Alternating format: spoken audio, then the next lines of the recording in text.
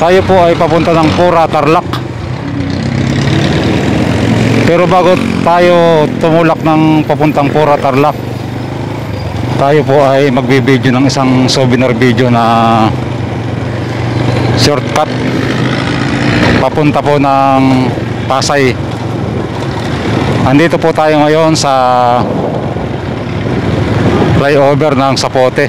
So maaari pong napanood na ito ng iba, itong video ganito, pero para po sa akin, tayo po ay gagawa ng isang souvenir video dahil ito pong lugar na to, itong ating dadaan po ay hindi ko masyadong nadadaanan. So dadaan po tayo rito sa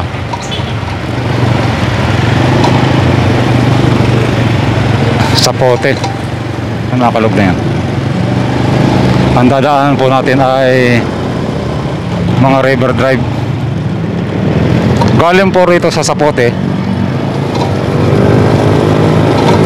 alas 11:20 ng umaga ang ating oras.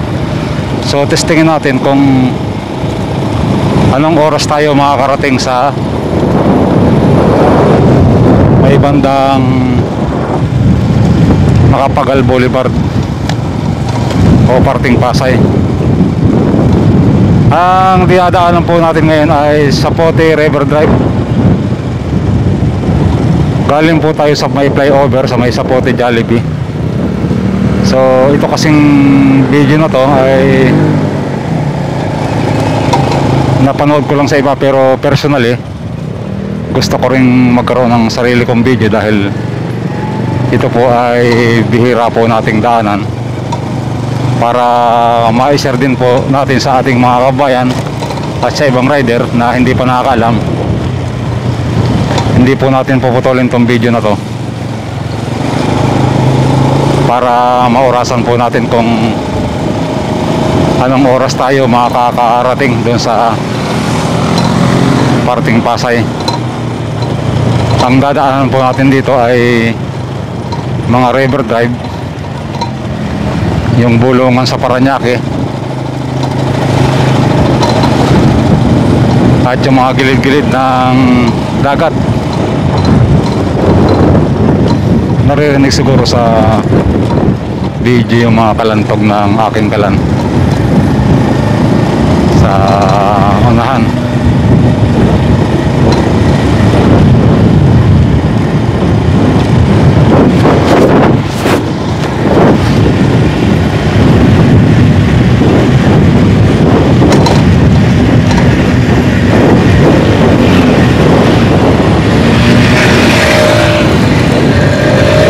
Inyo pong nakikita ay bahagi ng Zapote River Drive dito po sa may likod ng Las Piñas Peaceport. Na-video ko na ito dati.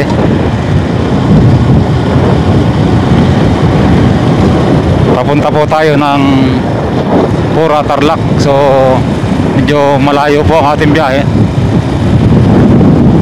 Sineshare ko lang tong video na to para sa mga riders at sa mga ibang naghahanap ng shortcut way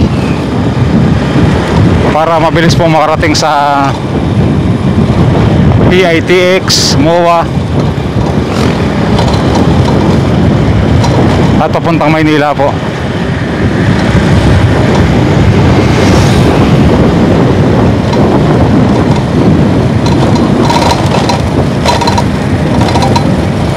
So dito sa river drive, kahit sa ang river drive po sa Las Piñas, makikita nyo mayroon pong nakalagay na no motorcycle.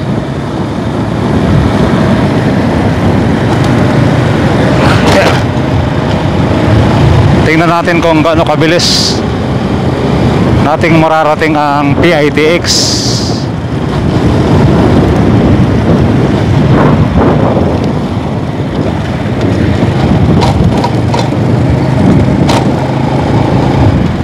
Shout out doon sa vlogger ng Subiit. Napanood ko lang po ito sa iyo, kaya nadaanan ko tong lugar na to. Kapag didiretso po kayo dyan ay yan po ay coastal road, pero dahil Tayo po ay motor. Tayo po ay dito sa mga service road lang.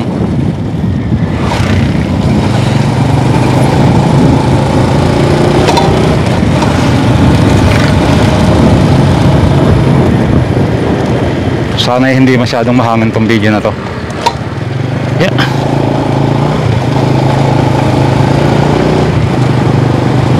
Ang naririnig nyo pong kalansing ngayong kalan ko. Yan po.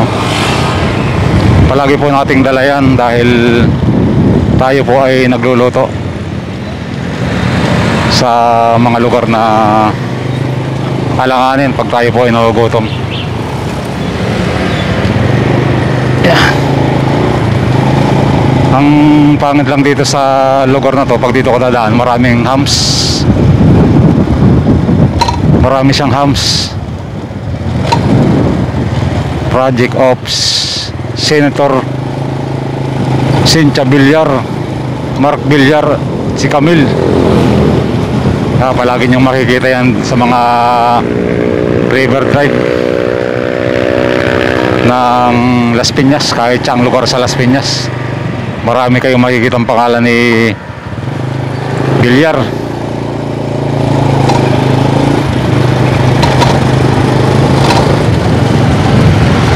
Sa tansya ko po, nasa likod na tayo ng District Hospital ng Las Piñas.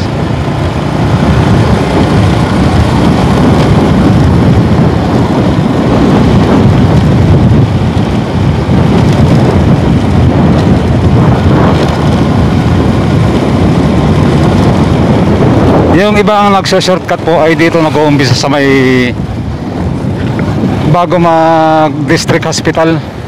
Yung paka galing ng Diego Serra Avenue.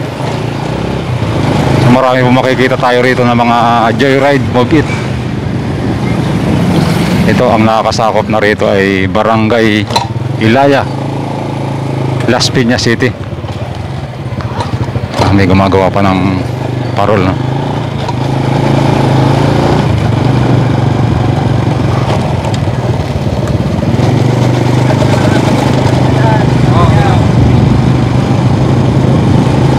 So dito sa video ito, malalaman natin kung gaano katagal takbuhin ng ganitong oras yung simula sa Pote hanggang PITX.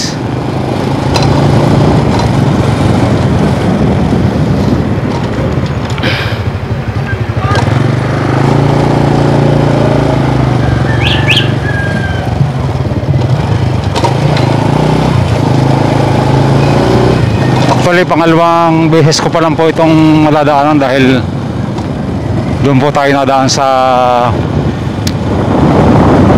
dito sa kabila. Galing po ng Sapote, dumadaan tayo ng Hospital Diego Serra, Kabihasnan, La Huerta, hanggang sa makarating po tayo ng Tambo. Ito naman po yung side ng kabila, dun sa may gilid ng dagat na diadaan natin. Ito po yung pwede natin sabihin na shortcut. Wala pong masyadong dumadaan dito sa lugar na to. Wala kayong makikitang mga four wheels dito. Karamihan po motor.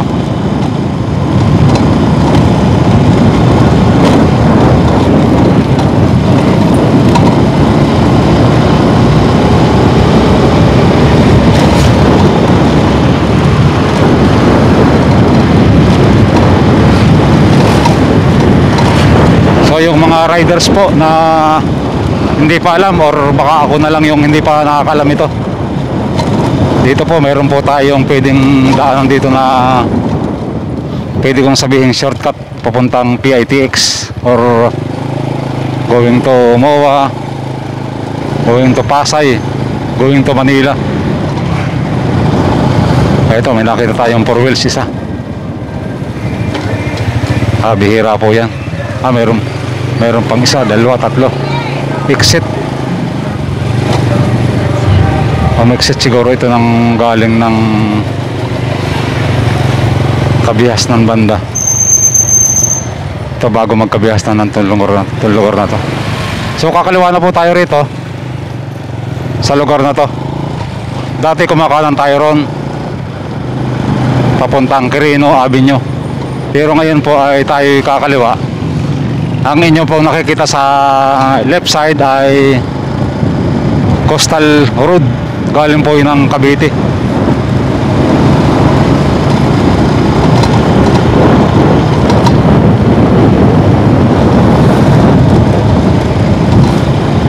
So nasa gilid po tayo ng Coastal Road. Ang nakakasako po nito ay bandang Parañaque na. Nakikita nyo po sa right side ko yung Parañaque City College. Yan. So dito sa banda rito may makikita tayong vehicles going to Cavite, turn right to Victor Medina. So kakanan po tayo rito, tapos kakaliwa. Kabihas na po itong nakikita nyo sa lugar na to, Barangay San Dionisio.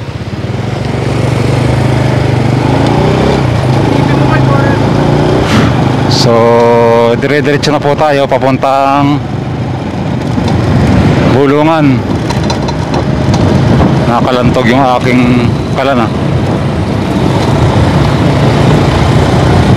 Hindi po natin puputulin itong video na to para malaman po natin kung ilang minuto ang takbo natin.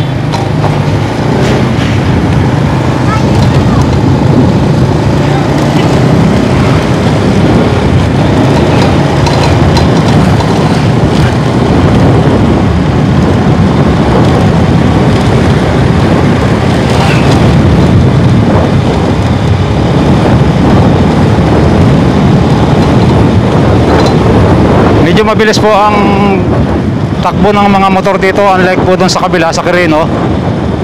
Yung usual na diadaan ng mga motor, wala po kasi masyadong dumadaan dito, kundi mga motor lang. Mayroong pangilan-ilang mga 4 wheels, pero bihirang-bihira po. Tulad po nito.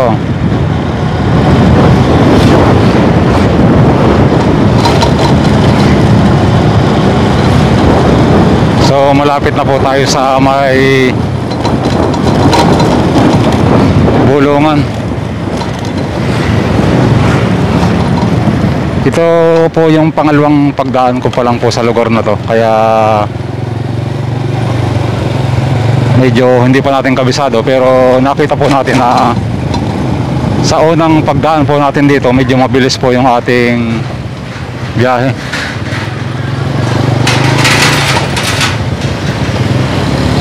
Ngayong umaga po ng Sabado, panibagong araw, panibagong video na naman po ang ating ihatid sa inyo. Papunta po tayo ng Pura, Tarlac. Ito na po yung bandang Bulungan, Parañaque. Iikot po tayo rito sa ilalim ng tulay na to.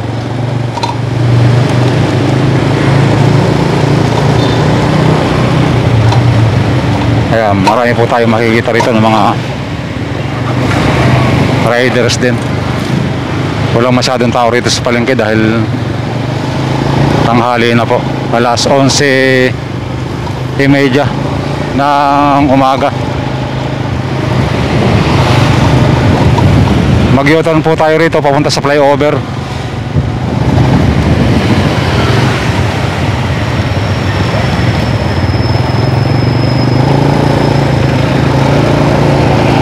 Ayan na. So ibabaw na po tayo sa flyover ng Bulungan, Parañaque. So kung ilan po yung minutes na lalabas sa video ito, yun po yung oras na nakuha natin. Pagtakbo po simula sa Pote, Jollibee hanggang PITX po. PITX yung terminal ng bus papunta sa norte, papunta sa Manila. So makikita niyo po sa background yung napakaraming basura na yan, no? Gilid po ng dagat. Ito na po, malapit na pala. Paglagpas ng Bulungan, ito na, Paranaque ano ba yan? Paranaque PITX. Ito na, malapit pala. Napakabilis po ng biyahe natin. So medyo na traffic lang po tayo rito sa PITX banda. Nako po. So makikita nyo po rito yung napakaraming riders na dumaan na ating nakasabay nandito po sa likuran. Kaso pagdating po rito sa bandang PITX banda, dito lang tayo na traffic sa lugar na to. Ayun na, abante na. Ayun na.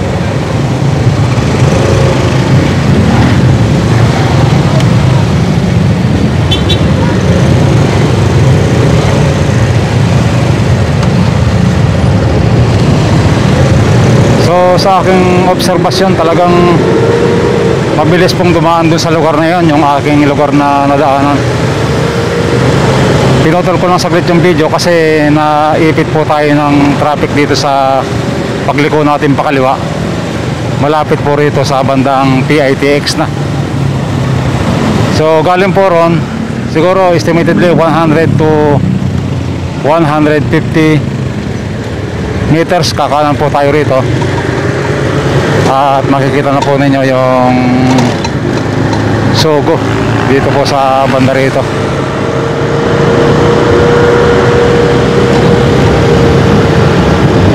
Ayan.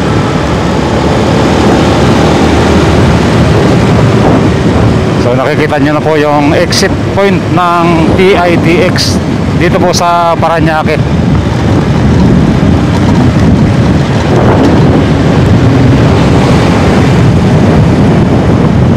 Ayan na po. Ito na po yung ating tinatarget na oras, kung ilan po yung lalabas sa video nito. Yun po yung minuto. Yun po yung tagal ng ating nakuhang oras pagtakbo po simula po sa Sapote River Drive sa may Jollibee hanggang dito po sa PITX. So ito na po yung entrance ng PITX Paranaque Integrated Terminal Exchange. So maraming salamat po sa inyong panonood at pagsama sa akin sa video ito. At tayo po ay didiretso na po ng Manila to Caloocan, Valenzuela, Meycauayan, Malabon, Meycauayan, Marilao, Bukawi. Then dire-diretso na po tayo ng Balagtas, Baliwag hanggang sa makarating po tayo ng Nueva Ecija, hanggang makarating po tayo ng Pora, Tarlac. Maraming salamat po at magandang araw po sa inyong lahat. Thank you po.